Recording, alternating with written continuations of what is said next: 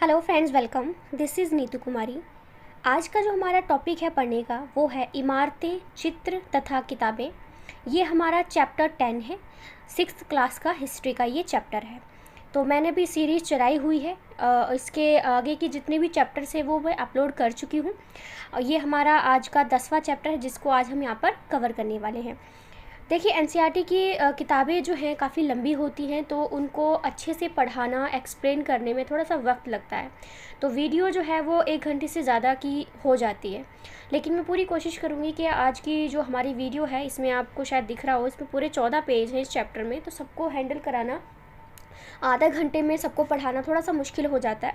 इसलिए कम से कम 45 मिनट तक की जो वीडियो है वो हमारी हो ही जाएगी। मैं थोड़ा सा किसी भी तरह से उसको कम करने की कोशिश करूँ, तब उसके बाद चलिए सीधा शुरू करते हैं। मरुतसामी और लौह स्तंभ के बारे में यहाँ पे लिखा है कि मरुतसामी आज बहुत खुश था। पहिएदार कुर्सी में बिठाकर उसका भाई उसे कुतुब मीनार दिखाता हुआ प्रसिद्ध लौह स्तंभ के सामने ले आया। धूल भरे पथरीले रास्तों से रैंप के सहारे यहाँ तक आना काफ़ी मुश्किल था। अपने इस अनुभव को मरुतसामी कभी नहीं भूल पाएगा। यहाँ पर हमारा जो चैप्टर है वो है इमारतें, चित्र और किताबें।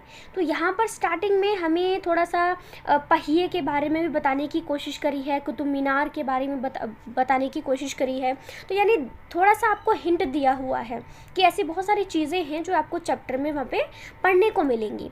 ठीक है, चलिए शुरू करते हैं। धातु विज्ञान की बात करते हैं थोड़ा सा, क्योंकि एनसीईआरटी में अलग अलग जैसे पूरा पेज होता है ना, तो उसमें अलग अलग कलर में ऐसी छोटी छोटी चीज़ें लिखी हुई होती हैं जिसको हमें बिल्कुल भी इग्नोर नहीं करना। जैसे यहाँ पर ये हमारा लिखा हुआ है छोटा सा, ठीक है, मतलब छोटा सा कह रही हूँ, मतलब कि बिल्कुल छोटी राइटिंग में लिखा होता है जिसको हम अक्सर जो है इग्नोर कर देते हैं। तो हमें वो बिल्कुल भी नहीं करना है और हर एक चीज़ को बहुत अच्छे से मैं यहाँ पर एक्सप्लेन करने वाली हूँ। चलो हम धातु विज्ञान की बात करते हैं। प्राचीन भारतीय धातु वैज्ञानिकों ने विश्व धातु विज्ञान के क्षेत्र में प्रमुख योगदान दिया है। पुरातात्विक खुदाई ने यह दर्शाया कि हड़प्पावासी कुशल शिल्पी थे और उन्हें तांबे के धातु कर्म यानी कि धातु शोधन की जानकारी थी। सबसे पहले तो मैं आपको यहाँ पर बता देती हूँ कि धातु विज्ञान होता क्या है। धातु विज्ञान वो होते हैं व्यक्ति जिनको धातुओं के बारे में काफ़ी ज़्यादा नॉलेज होती है। अलग अलग प्रकार की हमारी धातु होती हैं, जैसे सोना, चांदी, तांबा, ऐसी बहुत सारी धातुएं हमारे यहाँ पर हमारी पृथ्वी में हमें देखने को मिलती हैं। तो इन सभी का जो अध्ययन होता है, ठीक है, तो इसको करने वाले को धातु वैज्ञानिक कहते हैं। उन्होंने तांबे और टिन को मिलाकर कांसा भी बनाया था, क्योंकि आपको पता है अगर हमें कांसा बनाना है तो हमें क्या करना पड़ेगा, तांबा और टिन दोनों को मिलाना पड़ेगा। जहां हड़प्पावासी कांस्य युग से जुड़े थे, वहीं उनके उत्तराधिकारी लौह युग से संबंधित थे। भारत अत्यंत विकसित किस्म के लोहे का निर्माण करता था। खोटा लोहा, पिटवा लोहा और ढलवा लोहा, ये वाली चीज़ें आपको थोड़ा सा याद रखनी पड़ेगी कि एनसीईआरटी में कौन कौन से 3 टाइप के लोहे के प्रकार बताए हुए हैं। तो इसमें हमारा 3 है, खोटा, पिटवा और ढलवा। किसी भी तरह से आपको इसको याद रखना है। अब हमारा यहाँ पे देखने को मिलता है लौह स्तंभ।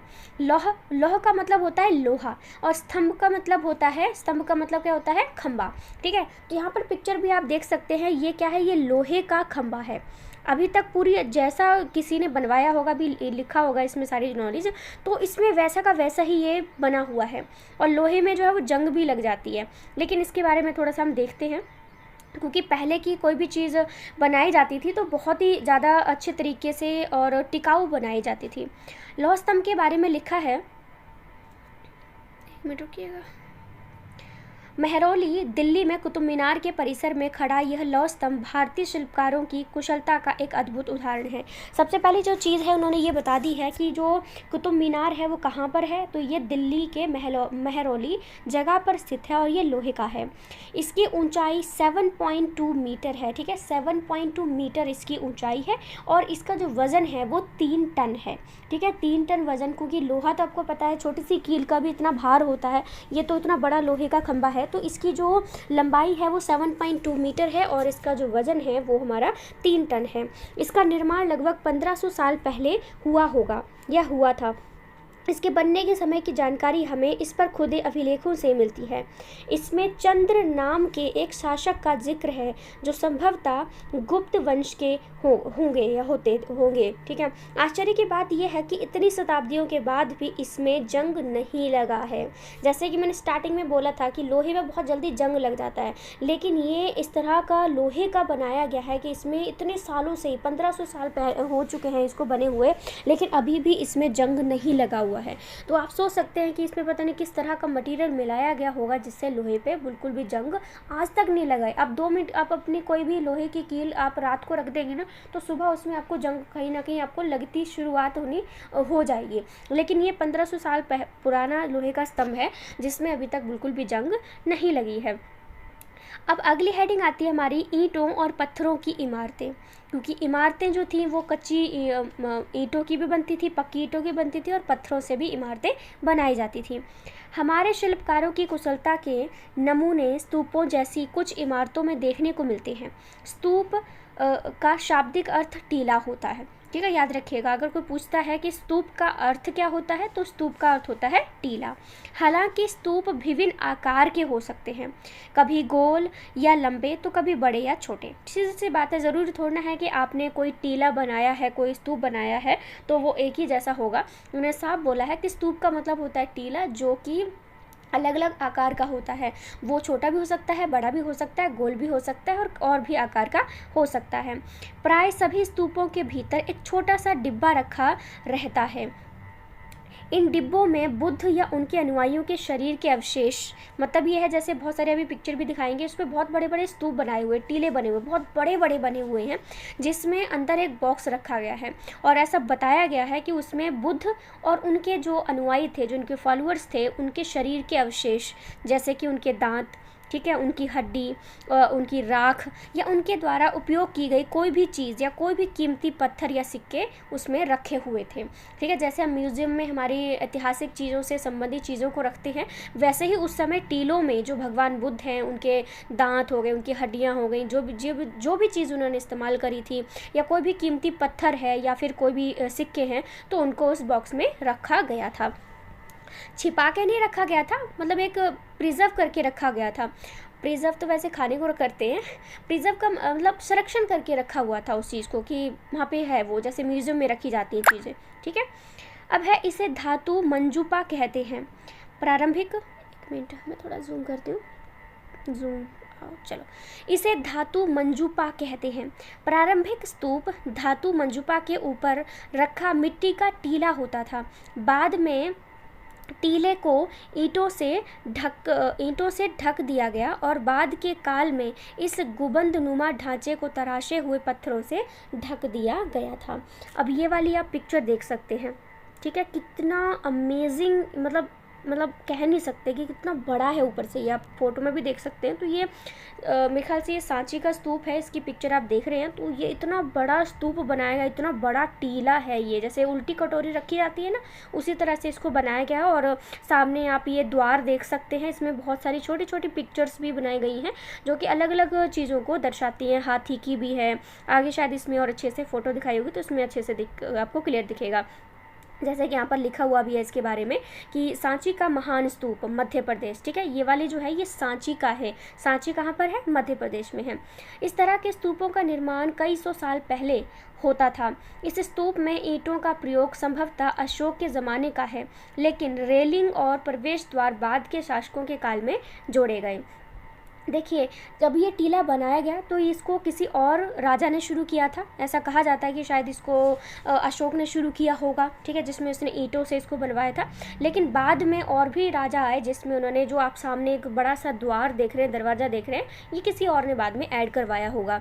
ठीक है, आगे हमारा आता है प्राय स्तूपों के चारों ओर परिक्रमा करने के लिए एक वृत्ताकार पथ भी बनाया गया है।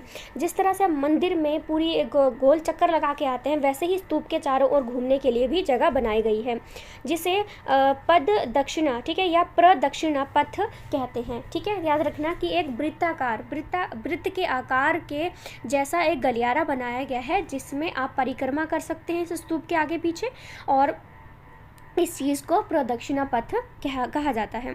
इस रास्ते को रेलिंग से घेर दिया जाता था, जिसे वेदिका कहते हैं। यानी कि इस स्तूप के आसपास एक तो वृत्ताकार हमने क्या बनाया था, एक वृत्ताकार पथ बनाया था, और उसके साथ साथ में हमने क्या किया, इसके रेलिंग भी कर दी थी। तो उस रेलिंग को जो है क्या कहा जाता है, उस रेलिंग को उन्होंने वेदिका का नाम दिया। वेदिका में प्रवेश द्वार बने होते थे। रेलिंग या तोरण प्राय मूर्तिकला की सुंदर कलाकृतियों से सजे धजे होते थे। आगे और अच्छे से पिक्चर में दिखाया होगा। मानचित्र 7 पेज नंबर 89 में अमरावती को ढूंढो, आगे आगे दिख जाएगा आपको। यहाँ कभी एक भव्य स्तूप हुआ करता था। लगभग 2000 साल पहले इस स्तूप को सजाने के लिए शिलाओं पर चित्र उकेरे गए थे। कई बार पहाड़ियों को काटकर बनावटी गुफाएं बनाई जाती थीं। इस तरह की कई गुफाओं को मूर्तियों तथा चित्रों द्वारा सजाया जाता था।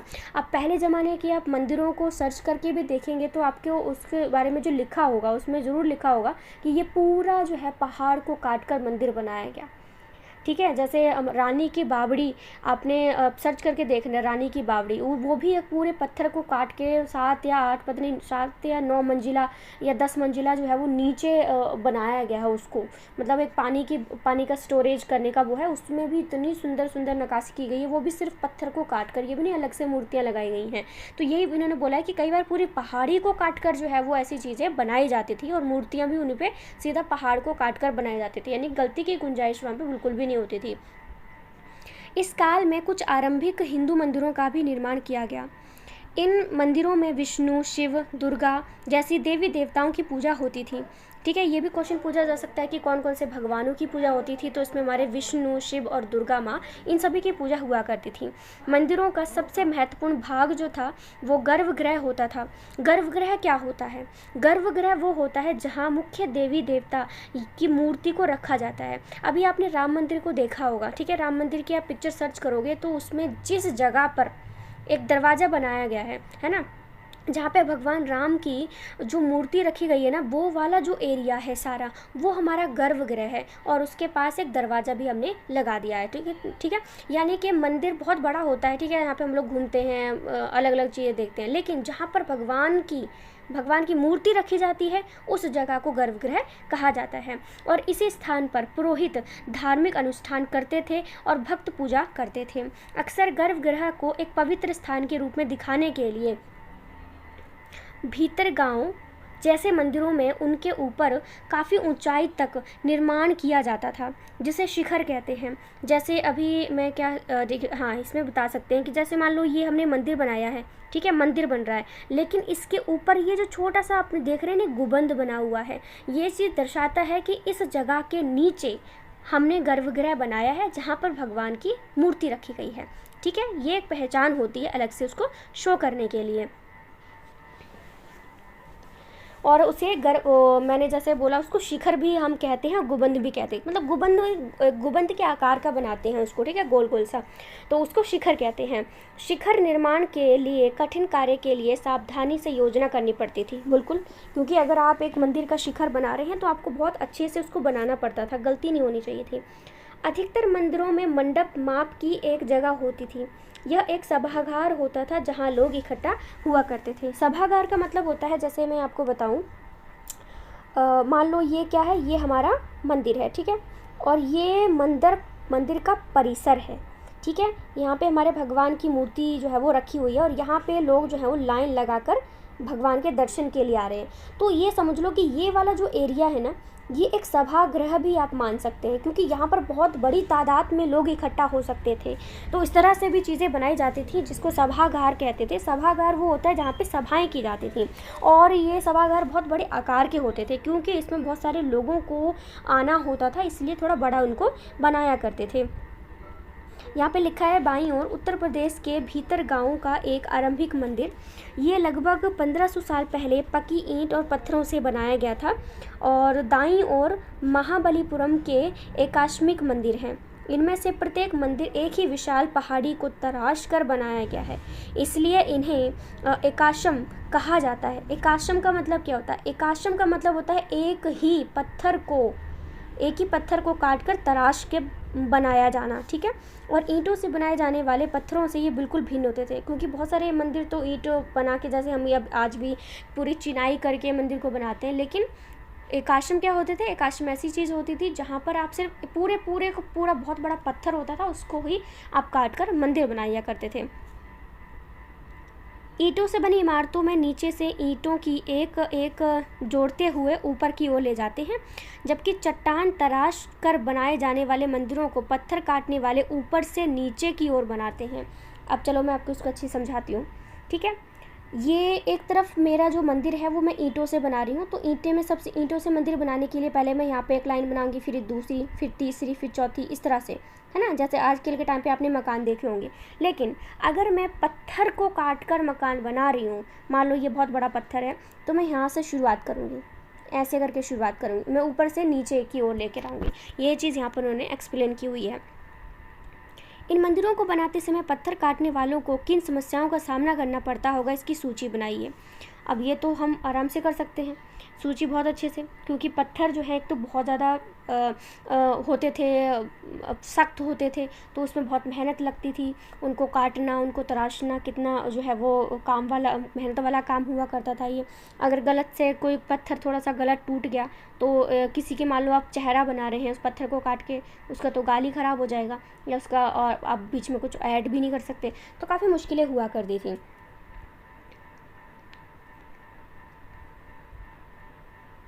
ये वाला जो एग्जाम्पल है ये इसी चीज़ का है कि ये पूरा एक पत्थर था, उसको काट कर इसको बनाया गया है।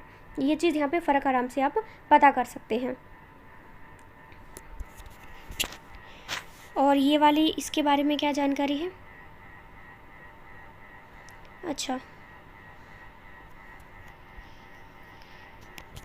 तो ये बिना नेट के तो ये काम ही नहीं चलता, और ये पता नहीं यहाँ पे ऊपर मुझे प्राइस ही दिखाया जा रहा है। एक मिनट रुकिए,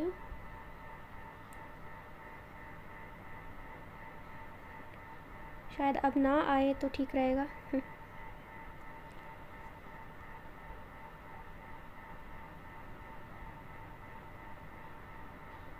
चलिए आगे बढ़ते हैं। अब जो हमारा टॉपिक है वो है स्तूप तथा मंदिर किस तरह बनाए जाते थे। आपको पता है स्तूप का मतलब क्या था? स्तूप का मतलब एक टीला होता था, ठीक है। तो और उसके बाद इन्होंने वही बताने की कोशिश करी है कि जो टीले बनाए जाते थे, जो मंदिर बनाए जाते थे, वो किस तरह से बनाए जाते थे। स्तूपों तथा मंदिरों को बनाने की प्रक्रिया में कई अवस्थाएं आती थी। इसके लिए काफ़ी धन खर्च होता था, इसीलिए आमतौर पर राजा या रानी ही इन्हें बनवाने का निश्चय करते थे। सीधी सी बात है, आप कोई स्तूप बनवा रहे हैं, कोई मंदिर बनवा रहे हैं, तो उसमें खर्चा, ईंटें, सीमेंट, आप किसी भी तरह का मंदिर बनवा रहे हैं, चाहे पत्थर वाला मंदिर बनवा रहे हैं, चाहे ईंटों से मंदिर बनवा रहे हैं, काफ़ी खर्चीला होता था। इसलिए राजा महाराजाओं के पास तो पहले से बहुत सारा धन हुआ करता था, तो ज़्यादातर कहा गया है कि वही लोग बनवाते थे। पहला काम होता था कि अच्छे किस्म के पत्थर ढूंढकर शिलालेखों को खोद कर निकाला जाता था, ठीक है। क्योंकि पहले के टाइम के मंदिर आज भी आप देखोगे तो जैसे कि तैसे खड़े हुए हैं, बिल्कुल भी उन्हें थोड़ा बहुत टूट गए होंगे, लेकिन बाकी वैसे के जैसे ही बने हुए हैं। तो यानी कि वो अच्छे किस्म के जो होते हैं हमारे जो पत्थर होते हैं, उनको सबसे पहले मंदिर बनाने के लिए क्या करते थे कि उन पत्थरों को ढूंढ कर निकाला जाता था, ठीक है। फिर मंदिर या स्तूप के लिए सोच विचार कर तय किए गए स्थान पर शिलालेखों को पहुंचाना होता था। पहले तो वो पत्थर, अच्छे से अच्छे पत्थर को खोद कर निकालते थे, फिर जहाँ पर मंदिर बनाना है, जहाँ पर स्तूप बनाना है, वहाँ पर वो क्या करते थे, उसको पहुँचा दिया करते थे। ये हो गया दूसरा स्टेप। तीसरा है, यहाँ पत्थरों को काट छाट कर तराशने के बाद खंभों, दीवारों की चौखटों, फर्शों या छतों का आकार दिया जाता था। इन सब के तैयार हो जाने पर सही जगह पर उन्हें लगाना काफ़ी मुश्किल हुआ करता था। देखिए, जब भी मैं एक मंदिर निर्माण की बात कर रही हूँ तो आप राम मंदिर की वीडियो देख लेना कि राम मंदिर किस तरह से बनाया गया। आपने देखा होगा कि राम मंदिर बनाने से पहले उन जो भी पत्थर उसको बनाने में यूज़ किया गया, उसको अलग जगह पर रखे गए थे। बहुत ढेरों आपने देखे होंगे, ठीक है, जहाँ पर वो बहुत सारे कर्मचारी जो थे, जो शिल्पकार थे, वो उसको काट काट के तराश रहे थे, चाहे दरवाजे हों, चाहे वो पत्थर पे नक्काशी करना हो। आप पिक्चर देखोगे तो क्लियरिटी समझ में आ जाएगी कि मैं यहाँ पर क्या बताने की कोशिश कर रही हूँ। तो सबसे पहले अगर आपने मंदिर बनाना है, मतलब ये प्रोसेस थी कि वो क्या करते थे, पहले अच्छा सा जो शिलालेख है या जो पूरी एक चट्टान है, पत्थर है, उसको खोजा करते थे। खोजने के बाद उसको एक जगह पे रखा करते थे जहाँ पर उसको पूरा तराशा करते थे, उसकी काट छाँट करके जो भी आकार वो देना चाहते थे वो उसको दे दिया करते थे, और वहीं पे तैयार माल को फिर उस जगह पर, उस पत्थर को जो भी उन्होंने तराशा है उसको उस जगह पर लेके जाया जाता था जहाँ पर मंदिर का निर्माण किया जा रहा है। लेकिन ये थोड़ा सा मुश्किल हुआ करता था क्योंकि इतनी भारी भरकम चीज़ों को लेके जाना और ऊंचाई तक सेट करना थोड़ा सा मुश्किल होता था, क्योंकि आजकल के टाइम पे तो आप क्रेन जो है मशीन का इस्तेमाल करके अब ढो के ऊपर पत्थरों को सजा देते हैं, रख देते हैं, लेकिन पहले तो ये पॉसिबल नहीं था। तो ये भी एक मिस्ट्री ही है कि उन्होंने उस चीज़ को कैसे वो करते होंगे, तो ये बता रखा है, थोड़ा सा मुश्किल हुआ करता था। उसके बाद यहाँ पे भी कुछ लिखा हुआ है कि बाईं ओर उड़ीसा का, नीचे होगा ठीक है, उड़ीसा का जैन मठ एक पहाड़ी को खोदकर इस 2 मंजिली इमारत को बनाया गया है। कमरों के प्रवेश द्वारों को ध्यान से देखो, इनमें जैन भिक्षु रहते और ध्यान करते थे। ये वाली आप पिक्चर देख सकते हैं, ये पूरा का पूरा एक पहाड़ है, आप देख सकते हैं पूरा का पूरा एक पहाड़ है जिसको उन्होंने काट कर बनाया है। आप देख सकते हैं कि कितना अच्छे से, मतलब अब इस खंबे को भी देखेंगे, इसमें कोई भी कहीं से भी गलती नहीं नज़र आ रही है, ठीक है। दरवाजे की आप शेप देखेंगे, देखो बिल्कुल हर किसी दरवाजे का जो शेप है वो उतनी अच्छे से एक्यूरेट वे में जो है वो बनाया गया है। तो ये यहाँ पे ये जो बौद्ध भिक्षु थे, या जो जैन भिक्षु थे, वो यहाँ पर अपनी तपस्या करते थे। तपस्या का मतलब है कि ध्यान लगाते थे, जो भी वो ज्ञान प्राप्ति करना चाहते थे तो यहीं पर ही रहते थे। ऐसी उसमें ना ये एक एडवांटेज होता है कि ऐसे उसमें गर्मी नहीं लगती है, ठीक है। मतलब ठंड जो है वो अंदर जो कमरा है वो सीलन वाला रहता है, सीलन मतलब ठंडक वाला कमरा रहता है, तो आराम से वो इसमें रह लिया करते थे।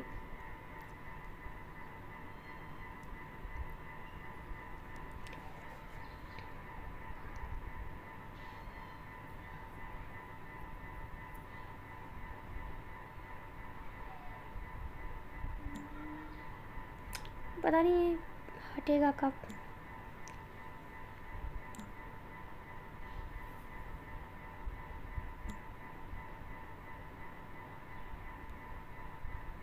चलिए इसके साथ ही करना पड़ेगा इसको। चलिए आगे लिखा है कि इस तरह के शानदार ढांचों का निर्माण करने वाले शिल्पकारों को सारा खर्च संभवतः राजा रानी ही देते थे।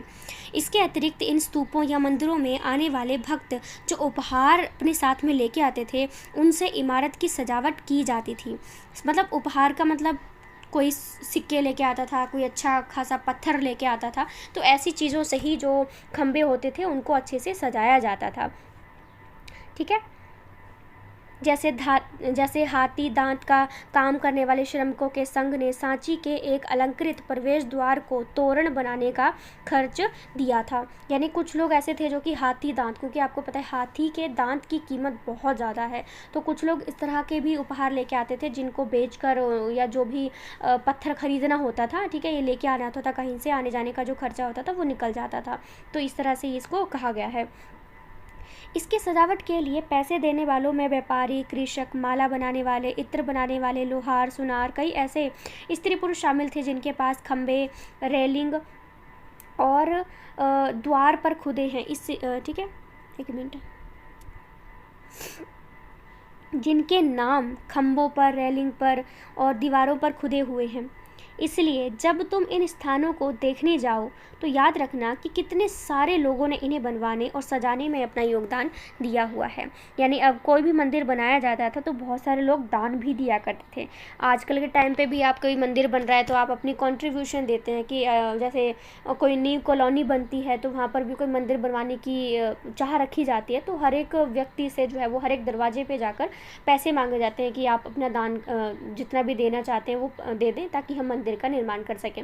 वैसे ही पहले भी होता था कि मंदिर जब बनाए जाते थे तो राजा रानी तो बहुत सारा पैसा देते ही थे, वो शुरुआत कर देते थे, बीच बीच पे लोग अपनी श्रद्धा के अकॉर्डिंग जो भी उनके पास चीज़ें होती थी वो वहाँ पे देके जाते थे ताकि मंदिर के निर्माण में उसको लगाया जा सके। तो जो भी दान देता था उसका नाम जो है वो वहाँ पर लिख दिया जाता था कि इन इन लोगों ने अपना इतना इतना दान दिया हुआ है।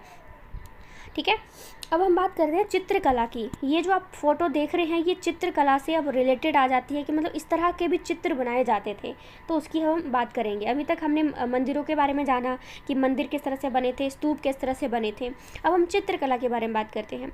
मानचित्र 7 में अजंता को ढूंढो। यह वह जगह है जहाँ के पहाड़ों में सैकड़ों सालों के दौरान ठीक है, तो यहाँ पे लिखा हुआ है मानचित्र 7 में अजंता को ढूंढो। यह वह जगह है जहाँ के पहाड़ों में सैकड़ों सालों के दौरान कई गुफाएं खोदी गईं। इनमें से ज़्यादातर बौद्ध भिक्षुओं के लिए बनाए गए विहार थे, यानी कि कमरे थे, जगह थी। इनमें से कुछ को चित्रों द्वारा सजाया गया था। यहाँ इनके कुछ उदाहरण दिए गए हैं। गुफाओं के अंदर अंधेरा होने की वजह से ज़्यादातर चित्र मशालों की रोशनी में बनाए गए थे। इन चित्रों के रंग 1500 साल बाद भी चमकदार हैं। मतलब जो रंग जैसा लगाया गया था वैसा अभी के अभी भी हम देख सकते हैं। जैसे हमारा ताजमहल का भी एग्जाम्पल देख लें आप, उसमें जो फूल वगैरह छोटी छोटी नक्काशी आपने देखे होंगे, उसमें काफ़ी सारे पेड़ पौधे बनाए गए हैं, फूल बनाए गए हैं, वो नेचुरल कलर का इस्तेमाल किया करके बनाया गया था, जो आज भी वैसे के वैसे ही है, उनका कलर नहीं उड़ा है। आजकल के टाइम पे आप देखोगे, हम कोई कपड़ा खरीद के लेके आते हैं, उसका भी एक बार वॉश करने पर रंग उड़ जाता है, लेकिन पहले का जो था इतने सालों पुराना नेचुरल कलर यूज़ करते थे, जो आज भी वैसा का वैसा ही है। ये रंग पौधे या खनिजों से बनाए जाते थे। इन महान कृतियों को बनाने वाले कलाकार अज्ञात हैं। अज्ञात का मतलब है कि कुछ पता नहीं है कि इनको किसने बनाया था, कोई नाम निशान भी नहीं लिखा हुआ है। ठीक है, मैंने मतलब होता है ना कि किसी ने, जैसे भी राम मंदिर की बात करें तो वहाँ पर भी जितने भी जिसने मंदिर बनाया है उनके भी नाम को लिखवाया जा रहा है कि इन्होंने जो है वो राम मंदिर को बनाने में कंट्रीब्यूशन दिया हुआ है। लेकिन पहले के जो चित्र बनाए जाते थे, गुफाएँ बनाई जाती थी, मंदिर बनाए जाते थे, तो इतना उनका नाम मेंशन नहीं किया गया है। ये वाली पिक्चर को आप ध्यान से देखें, एकदम सजीव चित्र बनाया हुआ है। इसके नीचे लिखा हुआ है अजंता के चित्र। तुम्हें इनमें से प्रत्येक चित्र में जो दिखता है उसका वर्णन करो। मतलब अजंता में ये पूरी पेंटिंग बनाई गई है और कितनी सुंदर वे में इसको बनाया गया है, इसमें कलर भी किया गया है। और ये भी आप एक पिक्चर देख सकते हैं जो बनाई गई है। अब हम बात करेंगे अलग हटके, और वो है पुस्तकों की दुनिया। अभी तक हमने स्तूप के बारे में, मंदिरों के बारे में, चित्रों के बारे में अच्छे से पढ़ लिया है ना। अब हम बात करेंगे किताबों के बारे में। इस युग में कई प्रसिद्ध महाकाव्यों की रचना की गई। इन उत्कृष्ट रचनाओं में स्त्री पुरुष की वीर गाथाएं तथा देवताओं से जुड़ी कथाएं हैं। यानी कि उस जमाने की आप किताबों को देखेंगे तो उसमें स्त्री पुरुष की जो वीर गाथाएं हैं, वीर गाथाएं जो वीर युद्ध में लड़ते थे, अपनी जान को गंवाते थे, उनके लिए गीत गाए जाते थे। उसको वीर की गाथाएं, जो हमारे वीर थे होते थे, जवान होते थे, उनके लिए लिखाया जाता था। और देवताओं से जुड़ी भी आपको कथाएं इसमें मिल जाएंगी। करीब 1800 साल पहले एक प्रसिद्ध तमिल महाकाव्य 1800 साल पहले एक प्रसिद्ध तमिल महाकाव्य सिलपदिकारम की रचना इलांगो नामक कवि ने करी थी। ठीक है, एक तमिल महाकाव्य था सिलपदिकारम, जिसको इलांगो नामक एक महाकवि था, उसने लिखा था। इसमें कोवलन नाम के एक व्यापारी की कहानी है। अच्छा, उसमें लिखा है कि वह पुहार में रहता था। अपनी पत्नी कनंगी की अपेक्षा कर वह एक नर्तकी माधवी से प्रेम करने लगा। चलो, यहाँ पे लिखा है कि एक व्यापारी के बारे में काव्य लिखा गया है कि उसका नाम कोवलन था, एक व्यापारी था, तो वो पुहार में रहता था। उसके बारे में लिखा है कि उसकी पत्नी भी थी कनंगी, लेकिन वो अपनी पत्नी के बजाय एक नर्तकी थी जो नाच किया करती थी, माधवी, उससे प्रेम करने लगा। बाद में वह और कन्नगी पुहार छोड़कर मुदेर चले गए। मतलब बाद में अपनी प्रेमिका को छोड़कर वो पुहार से चला गया। ठीक है, वहाँ पांडे राजा के दरबारी जौहर ने कोवलन पर चोरी का झूठा आरोप लगाया, जिस पर राजा ने उसे प्राण दंड दे दिया, यानी कि मृत्यु दंड उसको दे दिया। कन्नगी, जो अभी भी उससे प्रेम करती थी, इस अन्याय के कारण दुख और रोष से भर गई और मुद्रे शहर का विनाश कर डाला। ठीक है, एक स्टोरी सी बनाई हुई है कि एक व्यापारी प्यार करता है नर्तकी से, फिर वो जगह को छोड़कर चले गए, किसी और जगह पर रहने लगे, लेकिन पांडे राज्य में गया, वहाँ पर फिर उसको जो है वो पांडे राजा ने मतलब चोरी का इल्ज़ाम लगाया, फिर उसको मौत के घाट उतार दिया गया था। इस तरह के छोटे इंपॉर्टेंट नहीं है, बस थोड़ा सा बताया गया कि इस तरह से भी कुछ चीज़ें लिखी जाती थी। उसके बाद है हमारा शिल्पदिकारम से लिया गया एक वर्णन, ये इम्पोर्टेंट हो सकता है। यहाँ लिखा है, यहाँ कवि ने कन्नगी के दुख का इस तरह वर्णन किया है, यानी कि इसमें जो भी कुछ लिखा गया है वो इस तरह से लिखा गया है कि कन्नगी जो है वो अपनी आप बीती जो है वो सुना रही है। यहाँ पर लिखा है, ओ मेरा दुख तो देखो, तुम मुझे सांत्वना तक नहीं दे सकते। क्या यह सही है कि विशुद्ध सोने से भी सुंदर तुम्हारा शरीर बिना धुला धूल से सना यूं ही पड़ा है। यह कहाँ का न्याय है कि गोधूली की इस स्वर्णिम आभा में फूल माला से ढके सुंदर वक्षस्थल वाले तुम जमीन पर गिरे पड़े हो। मैं अकेली असहाय और हताश होकर खड़ी हूँ। क्या ईश्वर नहीं है? क्या इस देश में ईश्वर नहीं है? पर क्या उस स्थान पर ईश्वर रह सकते हैं जहाँ के राजा की तलवार निर्दोष नवागंतक के प्राण ले लेती है? क्या ईश्वर नहीं है? नहीं है। तो यहाँ पर जब उसके प्रेमी को मार दिया गया तो जो हमारी कन्नगी है उसने वहाँ के राजा से, वहाँ के लोगों से इस तरह की बातें कहीं कि क्या भगवान नहीं है? भगवान होते तो देखते नहीं कि एक गरीब जो एक निर्दोष व्यक्ति है उसको मौत के घाट उतार दिया गया। तो इस तरह से उसका दुख व्यक्त जो है वो किया गया है। एक और तमिल महाकाव्य मणिमेखलाई को करीब 1400 साल पहले सत्यनार द्वारा लिखा गया था। ठीक है, अभी हमने किया था शिल्पदिकारम, लेखक जिसको लिखा था इलांगो ने, इलांगो ही नाम था ना, हाँ इलांगो ने लिखा था। और उसके बाद हमारे पास आता है मणिमेखलाई के करीब 1400 साल पहले सत्यनार ने एक तमिल महाकाव्य लिखा था। इसमें कोवलन तथा माधवी की बेटी की कहानी है। ये रचनाएं कई सदियों से पहले खो गई थी। उनकी पांडुलिपियां दोबारा लगभग 100 साल पहले मिली हुई हैं।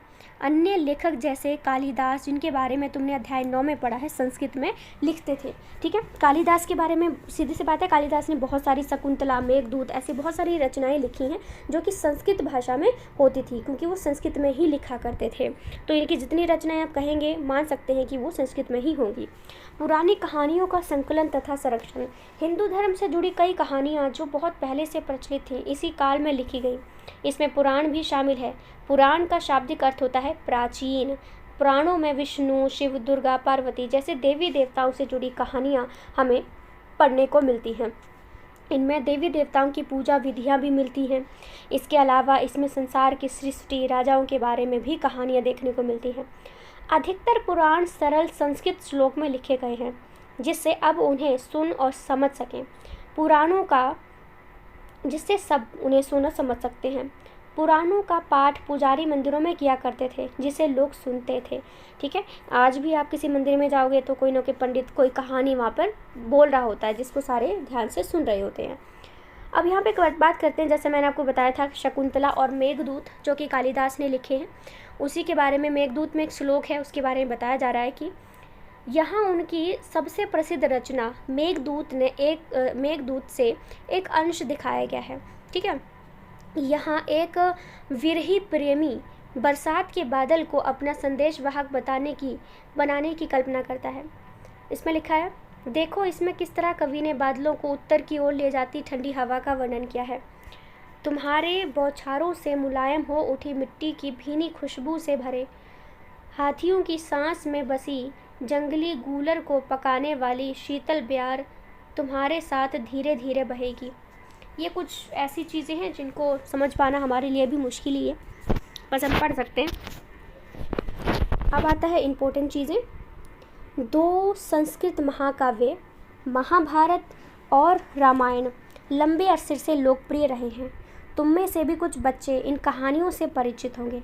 महाभारत कौरवों और पांडवों के बीच युद्ध की कहानी है। इस युद्ध का उद्देश्य पुरु वंश की राजधानी हस्तिनापुर की गद्दी हासिल करना था। ये कहानी तो बहुत ही पुरानी है, पर आज इसे हम जिस रूप में जानते हैं वो करीब 1500 साल पहले लिखी गई। माना जाता है कि पुराणों और महाभारत दोनों को ही व्यास नाम के ऋषि से संकलित किया गया था। महाभारत में भगवत गीता भी है। ठीक है, तो तो यानी कि महाभारत और रामायण के बारे में ये थोड़ी सी चीज़ें बताई गई हैं कि महाभारत कौरवों पांडवों के बीच में लड़ा गया था। ये लिखा तो बहुत साल पहले गया था, लेकिन हमें तो इसके साक्ष्य 1500 साल पहले ही मिले हैं, इसलिए हम वही इसके बारे में बता सकते हैं। और कहा जाता है कि चाहे पुराण हो चाहे महाभारत को, इसको व्यास नामक ऋषि ने लिखा था, जिसे वेद व्यास के नाम से जाना जाता है। और महाभारत में ही भगवद गीता लिखी जाती है। एक क्वेश्चन भी पूछा जा सकता है कि भगवद गीता कौन से पुराण से है, महापुराण से बिलोंग करती है, महाभारत ये रामायण से है, महाभारत से, तो ये महाभारत से है। अब रामायण के बारे में थोड़ा सा बता दिया गया है कि रामायण की कथा कौशल के राजकुमार राम के बारे में है। उनके पिता ने उन्हें वनवास दे दिया था। वन में उनकी पत्नी सीता का लंका के राजा रावण ने अपहरण कर लिया था। सीता को वापस लाने के लिए राम को लड़ाई लड़नी पड़ी। वे विजय होकर कौशल की राजधानी अयोध्या लौटे। महाभारत की तरह ही रामायण भी एक प्राचीन कहानी है, जिसे बाद में लिखित रूप दिया गया। संस्कृत रामायण के लेखक वाल्मीकि को माना जाता है। बहुत ही अच्छा लगता है जब भी रामायण के बारे में कुछ बात आती है। मैं तो आज भी रामायण सीरियल को देख लेती हूँ, अच्छा लगता है मुझे वो, मतलब ऐसा लगता है कि रियल है वो। उसी तरह से राम सीता सेंटेंस फॉर्मेशन बहुत ही अच्छा लगता है। आम लोगों द्वारा कही जाने वाली कहानियाँ, ठीक है, उनके बारे में बातचीत कर लेते हैं। आम लोग भी कहानियाँ कहते थे, कविताओं और गीतों की रचना करते थे, गाने गाते थे, नाचते थे, नाटकों को खेलते थे। इनमें से कुछ तो उस समय के आसपास जातक और पंचतंत्र की कहानियों के रूप में लिखकर सुरक्षित कर लिए गए हैं। जातक कथाएं तो अक्सर स्तूपों की रैलियों तथा अजंता के चित्रों में दर्शाई जाती थी। इनमें से एक कहानी अगले पृष्ठ पर दी गई है। चलिए एक और चीज़ पढ़ लेते हैं। देखो पता है क्या, अब 6th क्लास के हम पढ़ रहे हैं, तो उसमें ऐसी चीज़ें हमें ज़रूर बताई गई हैं जिससे बच्चा पढ़ के थोड़ा सा आनंदित भी महसूस करे, ठीक है, ऐसा बोझ सा उसके सिर पे ना लगे उसको, ठीक है। तो यहाँ पर एक कहानी बताइए बंदर की, बंदर राजा की कहानी। चलो वही पढ़ते हैं, ठीक है, ध्यान से सुनिएगा। एक समय बंदरों का एक महान राजा हुआ। वह हिमालय पर गंगा के किनारे अपने 80,000 अनुयायियों के साथ रहता था।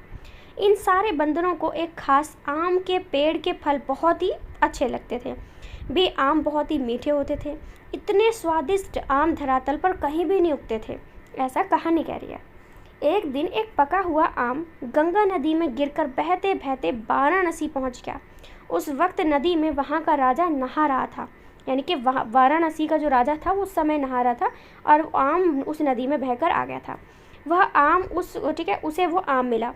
उसे चखकर वो हैरान रह गया। उसने अपने राज्य के जंगलों की देखभाल करने वालों से पूछा कि क्या वे इस आम के पेड़ को ढूंढ सकते हैं या नहीं। वे राजा को हिमालय की पहाड़ी पर ले गए। वहां पहुंचकर राजा और उसके राज दरबारियों ने खूब आम खाए। रात में राजा ने देखा कि बंदर भी पके आमों का मजा ले रहे हैं।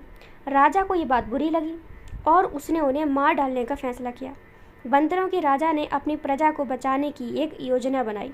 उसने आम के पेड़ की टहनियों को तोड़कर उन्हें आपस में बांधकर नदी पर एक पुल बनाया। इसके एक छोर को वह तब तक पकड़े रहा जब तक उसकी सारी प्रजा ने नदी को पार न कर लिया।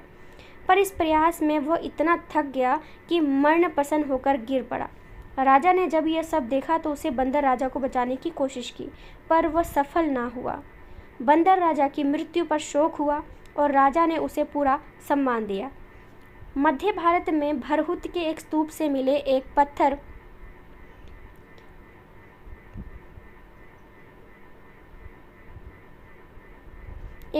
पर उकेरे गए चित्र दिखाए जा रहे हैं।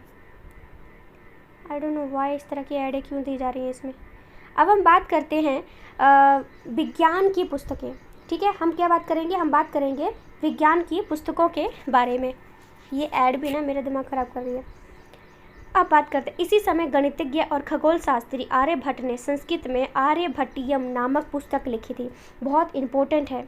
हमारे जो आर्यभट्ट थे उन्होंने आर्यभट्टियम नामक एक पुस्तक लिखी जिसमें गणित और खगोल शास्त्री इसके बारे में नॉलेज लिखी गई थी। इसमें उन्होंने लिखा कि दिन और रात पृथ्वी के अपनी धुरी पर चक्कर काटने की वजह से होते हैं, जबकि लगता है कि रोज़ सूर्य निकलता है और डूबता है। मतलब उस समय कोई टेक्नोलॉजी नहीं थी। उस समय आर्यभट्ट ने जो है आर्यभट्टियम नामक किताब लिखी जिसमें उन्होंने गणित और खगोल खगोल शास्त्री से रिलेटेड चीज़ों को ऐड किया था। उन्होंने ही सबसे पहले ये चीज़ बताई थी कि दिन रात इसलिए होते हैं क्योंकि पृथ्वी अपने धुरी पर घूमती है, लेकिन हमें ऐसा लगता है कि जो सूरज है वो पूरब से निकलता है और पश्चिम में जाके डूब जाता है। सूरज वहीं के वहीं रहता है, हमारी पृथ्वी घूमती रहती है। उन्होंने ग्रहण के बारे में भी एक वैज्ञानिक तर्क दिया। जैसे बोलते हैं ना कि गर्भवती महिलाओं को जब ग्रहण लगे, सूर्य ग्रहण, चंद्र ग्रहण लगे तो बाहर नहीं जाना चाहिए। हमको भी कहते हैं कि शायद खाना नहीं खाना चाहिए, तो उन्होंने एक तर्क दिया। खाना खाने का तर्क नहीं दिया, ग्रहण के बारे में तर्क दिया। उन्होंने कहा कि उन्होंने वृत्त की परिधि को मापने की भी विधि ढूंढ निकाली जो लगभग उतनी ही सही है जितनी कि आज प्रयुक्त होने वाली विधि। वराहमिहिर, ब्रह्मपुत्र और भास्कराचार्य कुछ अन्य गणितज्ञ और खगोलवेत्ता थे जिन्होंने कई खोजें की, इसके बारे में और पता लगाएं। ठीक है, अब आते हैं एक और चीज़ों के बारे में। यहाँ पे एक तरफ लिखा है शून्य और दूसरी तरफ हमारे पास लिखा है आयुर्वेद। शून्य के बारे में है, अंकों का प्रयोग पहले से होता रहा था, पर अब भारत के गणितज्ञों ने शून्य के लिए एक नए चिन्ह का आविष्कार किया। गिनती की यह पद्धति अरबों द्वारा अपनाई गई और यूरोप में फैल गई। आज भी यह पूरी दुनिया में प्रयोग की जाती है। यहाँ पे लिखा है, रोम के निवासी शून्य का प्रयोग किए बगैर गिनती करते थे। फिर तो उनकी गिनती कब 9 तक ही खत्म हो जाती होगी शायद। क्योंकि यहाँ पर तो ये लिखा है कि रोम के जो निवासी थे शून्य का प्रयोग किए बिना ही गिनती करते थे। इसके बारे में भी और जानकारी हासिल करने की कोशिश करें। अब हम आगे यहाँ पे पढ़ते हैं आयुर्वेद के बारे में। आयुर्वेद चिकित्सा विज्ञान की एक विख्यात पद्धति है जो प्राचीन भारत में विकसित हुई। प्राचीन भारत में आयुर्वेद के 2 प्रसिद्ध चिकित्सक थे, चरक जो थे उन्होंने चरक संहिता नामक पुस्तक लिखी थी। ठीक है, यहाँ पे लिखा हुआ भी है, चरक संहिता नामक जो पुस्तक है ये चरक के द्वारा लिखी गई थी और औषधि शास्त्र की एक उल्लेखीय पुस्तक है। यानी कि जो चरक ने चरक संहिता पुस्तक लिखी थी उसमें हमें औषधियों के बारे में जानकारी मिलती है। अपनी रचना सुश्रुत संहिता में सुश्रु ने शल्य चिकित्सा की विधियों का विस्तृत वर्णन किया हुआ है।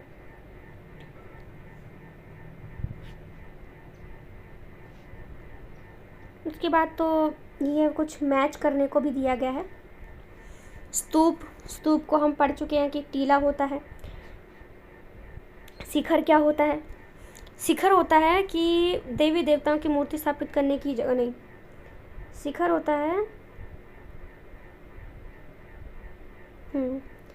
होता है गर्भगृह के ऊपर लंबाई में निर्माण। मंडप, गर्भगृह को हम कर लेते हैं कि गर्भगृह का मतलब होता है देवी देवताओं की मूर्ति स्थापित करने की जगह, और प्रदक्षिणा पथ का मतलब होता है स्तूप के चारों ओर घूमने वाली जगह, और मंडप का मतलब होता है लोगों मंदिर में इकट्ठा होने की जगह को मंडप कहा जाता था। इस तरह से आप इसको मैच कर सकते हैं। ठीक है, मैं अब उसको ना अलग अलग कलर से मैच कर देती हूँ, देखने में कोई दिक्कत नहीं रहेगी। ठीक है, याद रखना। और शिखर होता है हमारा ये। उसके बाद हम मंडप की बात करते हैं तो मंडप ये इससे मैच हो जाता है और गर्भगृह इससे मैच हो जाता है। और एक और आएगा अपना, वो है ये। भाई तू ऐसे ही रहने दे, ये टेक्नोलॉजी भी ना। चलो, बाकी यहाँ लिखा है कि खाली स्थान भरो। डैश एक बड़े गणितज्ञ थे। गणितज्ञ कौन थे भाई? आप ये अब बता सकते हैं कि कौन गणितज्ञ थे? हमारे जो आर्यभट्ट थे, क्योंकि उन्होंने खगोल विज्ञान और गणित के बारे में काफ़ी चीज़ें लिखी। उन्होंने दिन रात के बारे में भी कॉन्सेप्ट बताया था। तो हमारे आर्यभट्ट एक बहुत बड़े गणितज्ञ थे। डैश में देवी देवताओं की कहानियाँ मिलती हैं। अब ये ऊपर भी लिखा हुआ था कि पुराने जो महाकाव्य हैं, महाभारत हो गए या स्तूप के ऊपर लिखे गए बहुत सारी चीज़ें हैं, वहाँ पर हमें इनके बारे में जानकारी मिलती है। डैश को संस्कृत रामायण का लेखक माना जाता है। वाल्मीकि को रामायण का लेखक माना जाता है। डैश और डैश 2 तमिल महाकाव्य हैं।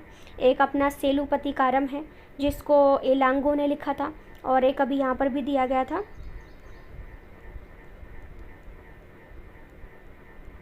कहाँ गया,